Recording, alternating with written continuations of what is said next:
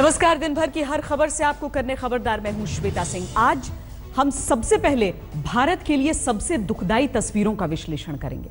कैसे देश के दो राज्य पानी के लिए आग लगाने पर उतारू हैं, कैसे भारत और भारत के बीच पानी के लिए महाभारत चल रहा है, कैसे भारत के दो बड़े राज्य कर्नाटक और तमिलनाडु अपनी पानी की प्यास बुझाने के लिए एक दूसरे के खून के प्यासे बन गए।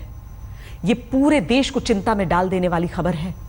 कावेरी नदी के पानी के बंटवारे पर कर्नाटक और तमिलनाडु में आग लगी है। सुप्रीम कोर्ट ने कर्नाटक से कहा है कि वो तमिलनाडु को कावेरी का पानी दे, लेकिन कर्नाटक में इसका विरोध शुरू हो गया है और विरोध की कर्नाटक से लेकर तमिलनाडु तक फैल गई है। इस हिंसा के बीच आज कर्नाटक की राजधानी बेंगलुरु में जो कुछ हुआ वो बहुत ज्यादा खौफनाक था। ये कर्नाटक की राजधानी बेंगलोर का केपीएन बस डिपो है, जहां आज शाम को एक साथ 35 बसें फूंक दी गई। बस डिपो में हर तरफ फैली आग और जलती बसों से निकल रही लपटें। ये तस्वीरें बता रही हैं कि कावेरी के पानी के लिए किस तरह से कर्नाटक धधक रहा है। आज पूरा देश देख ले कि जल के लिए किस तरह से भारत और भारत के बीच ही महाभारत छिड़ा है।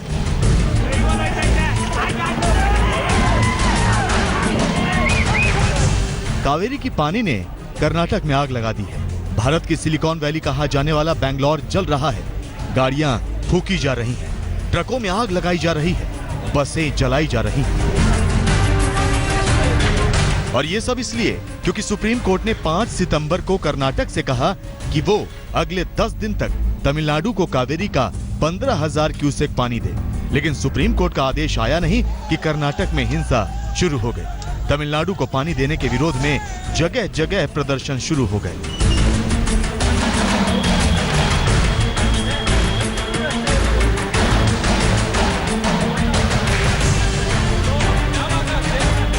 पिछले हफ्ते भर में हालात ये हो चुके हैं कि बेंगलोर से तमिलनाडु जाने वाली बसों को रोक दिया गया है।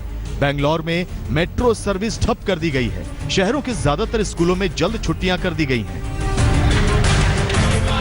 बेंगलोर से लेकर हुबली, मांड्यू, मैसूर, चित्रदुर्ग और धारवाड़ जिले तक हर जगह एक जैसे हालात हैं। ऐसा लग रहा है कि जैसे प्रदर्शनकारी किसी कानून को मानने को तैयार नहीं। इस अराजक स्थिति के बीच बेंगलोर में आज तक की रिपोर्टर रोहिणी स्वामी पर भी हमला किया गया, जब वो कावेरी के पानी पर हिंसक प्रदर्शन की कवरेज कर रही थी।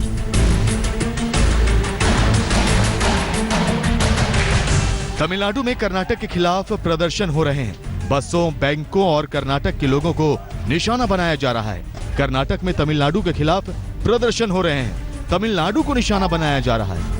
भारत के दो राज्यों के बीच जल महाभारत हो रहा है। दोनों राज्यों में आग लगी है और सरकारें सिर्फ हालात की समीक्षा करने में लगी हैं। I will talk to our advocates. Afterwards, I will react. I have already appealed in Kannada. I appeal to all the people of Karnataka: be restrained. Don't lose your patience and all this. Karnataka के मुख्यमंत्री सिद्धारमैया आज जागे और मंगलवार को cabinet की emergency meeting बुलाई। कर्नाटक के गृह मंत्री ने कर्नाटक में तमिल भाषी लोगों के इलाकों में पर्याप्त सुरक्षा देने का आदेश दिया, लेकिन हालात बिगड़ते ही जा रहे हैं। कर्नाटक की सरकार कानून व्यवस्था के मुद्दे को लेकर सुप्रीम कोर्ट पहुंची और यह कहा कि आदेश में बदलाव किया जाए। सुप्रीम कोर्ट ने आदेश को कुछ बदला, लेकिन कर्नाटक की सरकार को लताड़ लगाई। सुप्रीम कोर्ट ने कहा कि नागरिक खुद कानून नहीं बन सकते। आदेश का पालन नहीं होने पर कर्नाटक सरकार का कानून व्यवस्था वाला बहाना नहीं चलेगा। सुप्रीम कोर्ट ने कावेरी के पानी पर अपने 5 सितंबर के आदेश में बदलाव किया। पहले कर्नाटक से कहा था कि वो 10 दिन तक प्रतिदिन 15,000 क्यूसेक पानी तमिलनाडु को रिलीज करें। अब सुप्रीम कोर्ट ने कर्नाटक से कहा है कि वो 20 सितंबर तक प्रतिदिन 12,000 क्यूसेक पानी तमिलनाडु को रिलीज करें। सुप्रीम कोर्ट ने कहा कि दोनों राज्यों के लोगों को कानून का सम्मान करना चाहिए, लेकिन कानून का सम्मान किस तरह से हो रहा है ये पूरा देश देख रहा है। तमिलनाडु से लेकर कर्नाटक तक आग लगी है। एक दूसरे पर हमले किए जा रहे हैं, लेकिन सरकार और सिस्टम इसे लाचार होकर देख रहा है। कावेरी जल विवाद आज का नहीं, 125 साल पुराना विवाद है और हर वर्ष जब बारिश कम होती है तो हाहाकार मचता है। कावेरी के पानी के बंटवारे के लिए 2007 में कावेरी जल बंटवारे का फाइनल फैसला किया गया था, लेकिन 9 साल बाद भी कोई ऐसा सिस्टम नहीं बना जिससे बिना किसी हिंसा, आगजनी और खून खराबे के कावेरी के पानी का बंटवारा हो जाए। बेंगलोर से रोहिणी स्वामी के साथ आज तक ब्यूरो। यह अजीब से हालात हैं जहां सरकार और सिस्टम लाचार दिख रहे हैं। सरकारें सुप्रीम कोर्ट के पास ये कहते हुए जा रही हैं कि आदेश में बदलाव करिए क्योंकि कानून व्यवस्था संभाली नहीं जा सकेगी। सुप्रीम कोर्ट को यह कहना पड़ रहा है कि कानून व्यवस्था न संभल पाने का बहाना नहीं चलेगा, कानून का पालन सबको करना पड़ेगा। हम आपको कावेरी जल विवाद के बारे में बताते हैं। 800 किलोमीटर लंबी कावेरी नदी कर्नाटक के कोडागु जिले से शुरू होकर तमिलनाडु तक बहती है। दक्षिण भारत के 4 राज्य कर्नाटक, केरल, तमिलनाडु, पुडुचेरी में कावेरी बेसिन का इलाका आता है। कावेरी जल विवाद 1892 से चल रहा है, जब मद्रास प्रेसिडेंसी और मैसूर के बीच झगड़ा होता था। आजादी के बाद कावेरी नदी के जल पर तमिलनाडु और कर्नाटक ही नहीं, केरल और पुडुचेरी भी दावा करने लगे। 1970 में भारत सरकार ने कावेरी विवाद पर फैक्ट फाइंडिंग कमेटी बनाई, जिसने 1972 में अपनी रिपोर्ट दी।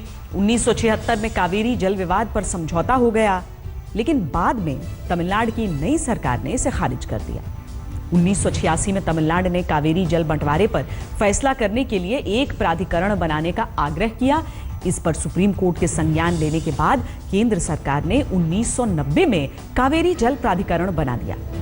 16 वर्ष की लंबी सुनवाई के बाद वर्ष 2007 में प्राधिकरण ने कावेरी जल बंटवारे पर अपना अंतिम फैसला सुनाया। इस फैसले के मुताबिक तमिलनाडु को कावेरी का 419 टीएमसी यानी 1000 मिलियन क्यूबिक पानी मिलना तय हुआ, जबकि कर्नाटक को कावेरी का 200 टीएमसी पानी, केरल को 30 टीएमसी पानी और पुडुचेरी को 7 टीएमसी मिलना तय हुआ। लेकिन इस अंतिम आदेश से भी कर्नाटक और तमिलनाडु की सरकारें संतुष्ट नहीं हुई। हर वर्ष कावेरी जल के बंटवारे को लेकर कर्नाटक और तमिलनाडु के बीच झगड़ा होता है और इस बार भी ऐसा ही हुआ है। साउथ वेस्ट मॉनसून के कमजोर होने और कम बारिश की आशंका में तमिलनाडु सरकार सुप्रीम कोर्ट पहुंची। सुप्रीम कोर्ट ने कर्नाटक से कहा कि वो कावेरी का पानी तमिलनाडु को रिलीज करे। इस पर विरोध शुरू हो गया। तमिलनाडु को अपने किसानों की फसल की चिंता है, तो कर्नाटक को लगता है कि खुद उसके यहां जल संकट है। कर्नाटक का पक्ष यह है कि उसके यहां सूखे की वजह से लगातार 2 सीजन से धान की फसल नहीं हो पा रही है। पानी के संकट से कर्नाटक के मांड्या में किसानों की खड़ी फसल के लिए बड़ा संकट पहले ही मौजूद है। इसके अलावा कर्नाटक में कावेरी बेसिन के रिजर्वॉयर में सिर्फ 51 टीएमसी पानी बचा है। ऐसे में वो तमिलनाडु को पानी कैसे रिलीज करे? इस मजबूरी को समझा जा सकता है कि किसी भी राज्य का राजनीतिक नेतृत्व खुद को किसानों के हितों से धोखा करने वाले के तौर पर दिखना नहीं चाहेगा, लेकिन ऐसा नहीं होना चाहिए कि खुद के हितों की रक्षा करने की चाहत में दूसरों के लिए कोई हमदर्दी न बचे। खबरदार में अब हम बात जम्मू कश्मीर की करते हैं, जहां ईद पर पाकिस्तान बम बारूद और आतंकवादी भेजने में लगा है। लाइन ऑफ कंट्रोल से 20 किलोमीटर दूर पूंछ में 2 दिन से आतंकवादियों के साथ एनकाउंटर चल रहा है। पिछले 48 घंटे में पाकिस्तान की तरफ एलओसी पर घुसपैठ की 4 बड़ी कोशिशें हो चुकी। सुरक्षा बलों ने इन 2 दिन में पूंछ में आतंकी हमले करने वाले और एलओसी में घुसपैठ करने वाले कुल 8 आतंकवादियों को मार गिराया है। पूंछ में जो आतंकी हमला हुआ वो पाकिस्तान की बहुत बड़ी साजिश थी।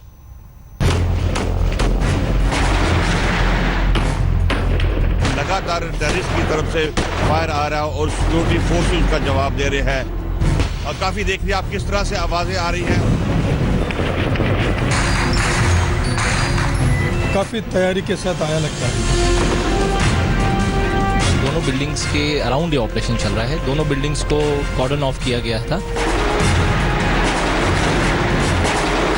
कोई भी वाइटल इंस्टॉलेशन टारगेट हो सकता है।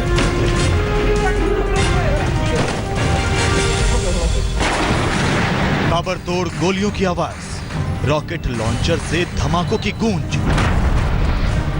AK-47 से बरसती गोलियां, आतंकवादियों को मार गिराने के लिए जान पर खेलते देश के जवान। ये जम्मू कश्मीर के पुंछ में 2 दिन से चल रहे एनकाउंटर के ग्राउंड जीरो की तस्वीर है, जहां से लाइन ऑफ कंट्रोल सिर्फ 20 किलोमीटर दूर है। मैं इस वक्त पुंछ के इलाके में हूं, जहां पर मिनी सेक्रेटरीट जो है पुंछ का, वहां पर आतंकवादी फिर अंदर से फायर शुरू कर दिया। अभी जैसे ही वहां सुरक्षा बलों ने अंदर सर्च कर रही ऑपरेशन शुरू किया, आप देख रहे हैं कि किस तरह फायर खुल रहा है और लगातार टेररिस्ट की तरफ से फायर आ रहा है और सिक्योरिटी फोर्सेस उसका जवाब दे रहे हैं। और काफी देख रही आप किस तरह से आवाजें आ रही हैं और लगातार जो है फायर आ रहा है। ईद से 2 दिन पहले आतंकवादियों ने जम्मू कश्मीर के पुंछ शहर को निशाना बनाया। कल सुबह 7:15 बजे आतंकवादियों ने पुंछ में 2 जगह पर हमला किया। एक जगह पुंछ की मिनी सेक्रेटेरिएट है, जहां से सेना के 93 ब्रिगेड का मुख्यालय बहुत करीब है। दूसरी जगह एक घर की बिल्डिंग है, जहां पर आतंकवादी घुसकर फायरिंग कर रहे थे। सुरक्षा बल 24 घंटे के मुश्किल ऑपरेशन के बाद हमले में फंसे नागरिकों को सुरक्षित निकाल चुके थे और 2 आतंकवादियों को मार गिराया था। पुंछ में सुरक्षा बल कल तक 3 आतंकवादियों को मार चुके थे। एक आतंकवादी आज मारा गया, लेकिन सुरक्षा बलों को यह अंदाजा नहीं था कि आतंकवादी कितने और बचे हैं। आज दोपहर तक एक बिल्डिंग से रुक रुक कर फायरिंग हो रही थी। बिल्डिंग में अभी 1 या 2 आतंकवादी और मौजूद थे।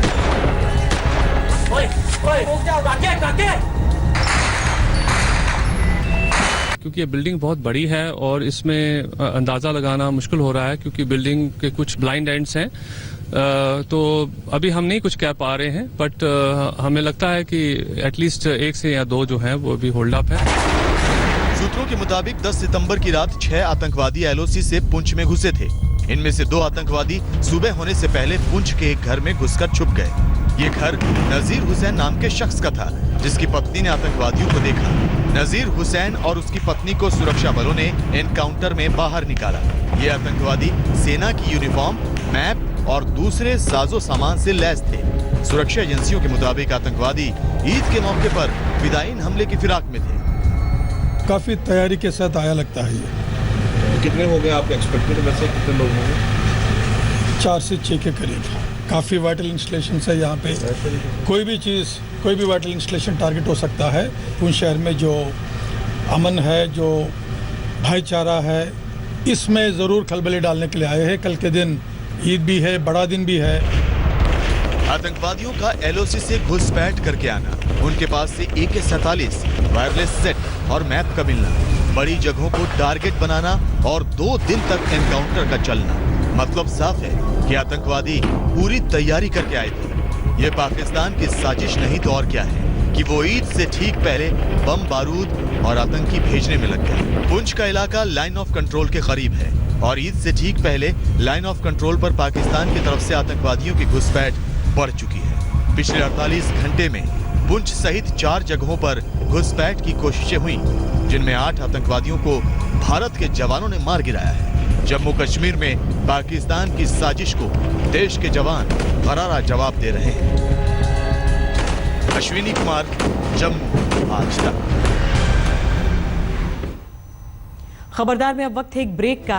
ब्रेक के बाद हम आपको दिखाएंगे कि कैसे श्रीलंका मलेरिया मुक्त हो गया और हमारे देश का सिस्टम मच्छर भी ठीक से नहीं मार पा रहा है। श्रीलंका ने मलेरिया से जंग जीत ली, लेकिन हमारे देश का सिस्टम मच्छर ही मार रहा है, या यूं कहें कि मच्छर भी ठीक से नहीं मार पा रहा है।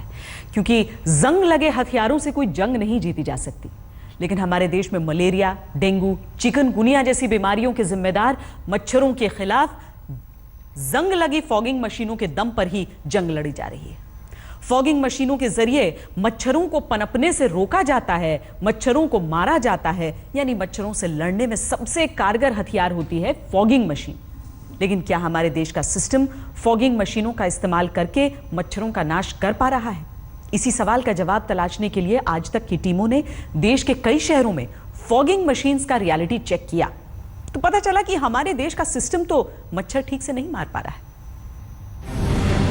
डेंगू, मलेरिया, चिकनगुनिया तीनों मच्छरों से होने वाली बीमारी है जो हर साल भारत पर अटैक करती है, लेकिन हमारा सिस्टम मच्छर भी ठीक से नहीं मार पाता। श्रीलंका ने अपनी जमीन से मलेरिया के मच्छरों का जड़ से सफाया कर दिया, लेकिन भारत अब भी मच्छरों से हारी हुई जंग लड़ रहा है, क्योंकि जंग लगे हथियारों से जंग नहीं जीती जाती।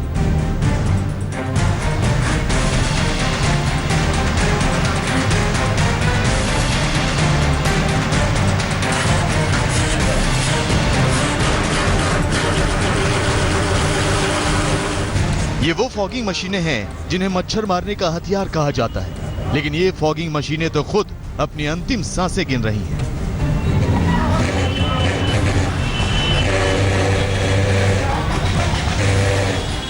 आज तक ने शहर शहर सरकारी मच्छर मार अभियान का रियलिटी चेक किया तो जो कुछ हमारे कैमरे में रिकॉर्ड हुआ वो बेहद हैरान करने वाला था। शुरुआत देश की राजधानी दिल्ली से करते हैं। दिल्ली के गीता कॉलोनी में फॉगिंग के लिए मलेरिया दफ्तर में 9 फॉगिंग मशीन है, लेकिन उन्हें चलाने के लिए कर्मचारी सिर्फ 2 हैं। जाहिर है बाकी की मशीनें तो दफ्तर में धूल ही फांकती हैं। हालात आप खुद देख लीजिए।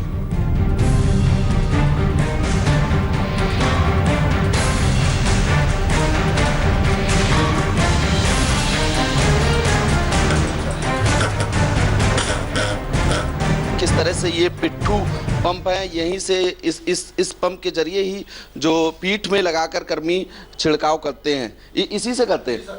तो यहाँ पर लगभग 8 ऊपर पंप रखे हैं और एक ये नीचे पंप रखा है।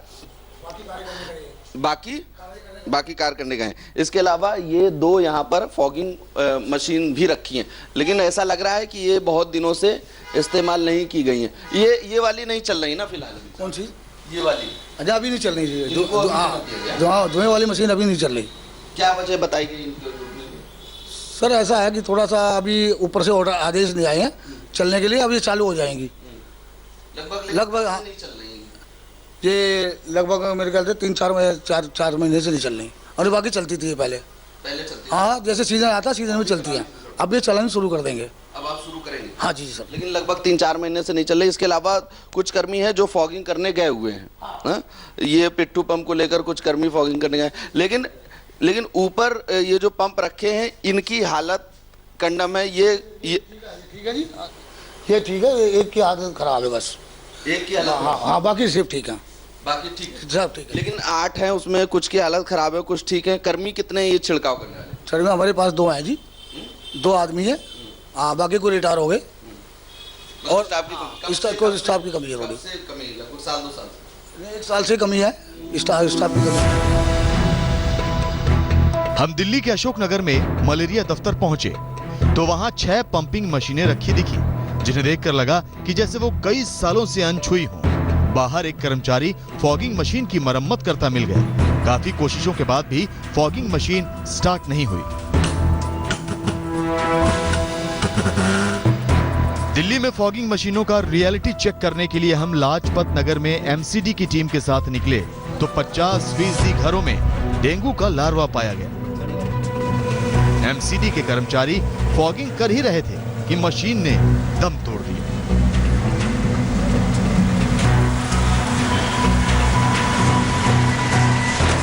खराब नहीं हुई। होता क्या है कि जब मशीनें चलती हैं तो काफ़ी हीट होता है, वो आधे घंटे से ज़्यादा वो मशीन लोड नहीं ले पाता और उसकी सेल पे असर पड़ता है और वो रुक जाता है थोड़ी देर के लिए। फिर ठंडा करके हम लोग चला लेते हैं, क्योंकि बहुत ज़्यादा मतलब जो हीट धुआं निकलता है ना, वो हीट होने के कारण ही निकलता है। ऐसे मशीन हमारी दोनों ठीक हैं। अभी फिर स्टार्ट किया है, 10 मिनट बाद स्टार्ट करेंगे, आप स्टार्ट होगा। दिल्ली में मच्छरों को मारने वाली फॉगिंग मशीनों की मरणासन्न हालत देखकर लगता है कि हमारे देश का सिस्टम तो मच्छर भी ठीक तरह से मार नहीं पाता। लेकिन अभी तक आपने जो देखा वो तो ट्रेलर था, अब पूरी फिल्म देखिए।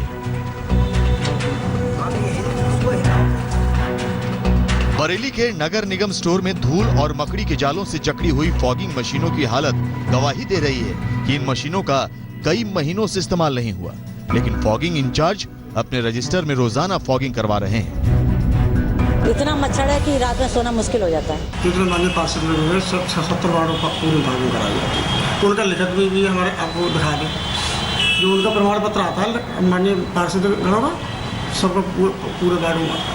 एक आरोप ये है कि ये कागजों में फॉगिंग हो जाती है, कागजों में हो जाती है डीजल का खेल। तो सर आप इसमें क्या कहेंगे? मैं दिखा देगा और दिखाता हूँ। आज तक की टीम फॉगिंग मशीनों की सुध लेने के लिए मध्य प्रदेश के होशंगाबाद में नगर पालिका दफ्तर पहुंची। कैमरा देखकर कर्मचारियों ने फॉगिंग मशीन को चालू करने में जी जान लगा दी, लेकिन मशीन स्टार्ट नहीं हुई। बार बार कोशिश करने के बाद भी जब कोई फायदा नहीं हुआ तो कर्मचारियों ने मशीन को दोबारा कबाड़ में पटक दिया। वाराणसी के शिवपुर नगर निगम के दफ्तर के स्टोर रूम में धूल फांकती फॉगिंग मशीनों के दर्शन। 2 महीने से ये मशीनें बेकार पड़ी हैं क्योंकि इन मशीनों के लिए जरूरी सामान ही उपलब्ध नहीं है। आज तक की टीम पहुंची तो कर्मचारी मशीन को बाहर लाए और धूल झाड़ने लगे, लेकिन मशीन स्टार्ट नहीं हो सकी। Cycle fogging machine. अच्छा, साइकिल फॉगिंग मशीन क्या है अभी स्थिति क्या है इसकी? चला रहे हैं आप लोग, कुछ उपलब्ध है? जब अभी कर्मचारी का आदेश आता है तो कर्मचारी चलता है, जब आदेश नहीं आता है तो नहीं चलता है। अच्छा, अभी चली है कि नहीं चली? अभी तो कर्मचारी 2 महीने के से नहीं चली है। नगर निगम की तरफ से कुछ नहीं हुआ है अभी। आज तक की टीम फॉगिंग मशीनों का रियलिटी चेक करने के लिए मध्य प्रदेश के ग्वालियर शहर में पहुंची। वहां के एक निगम दफ्तर में फॉगिंग मशीनें ताले में बंद थी और कबाड़ में रखी हुई थी। 1 साल बाद आज तक के कैमरे पर मशीनों को निकालकर चलाने की कोशिश हुई, जो बेकार ही गई। एक कर्मचारी ने अपनी बाइक से पेट्रोल निकालकर मशीन में डाला। मशीन तब भी नहीं चली, लेकिन दावों का दौर चल पड़ा। ये लोग फॉगिंग करने जाते हैं तो इनको पेट्रोल और डीजल डेली की डेली मिलता है, और जिस क्षेत्र में भी जाती हैं वहाँ पर पार्षद जो रहता है आजकल ज़्यादा क्राइसिस होने की वजह से, वो लगभग पेट्रोल इनका ख़त्म हो जाता है। आपने अभी देखा खुद ही कि उस मशीन में पेट्रोल और डीजल कुछ बचा नहीं है, इसलिए नहीं हो रही है, और वो पेट्रोल लेने गया हुआ है।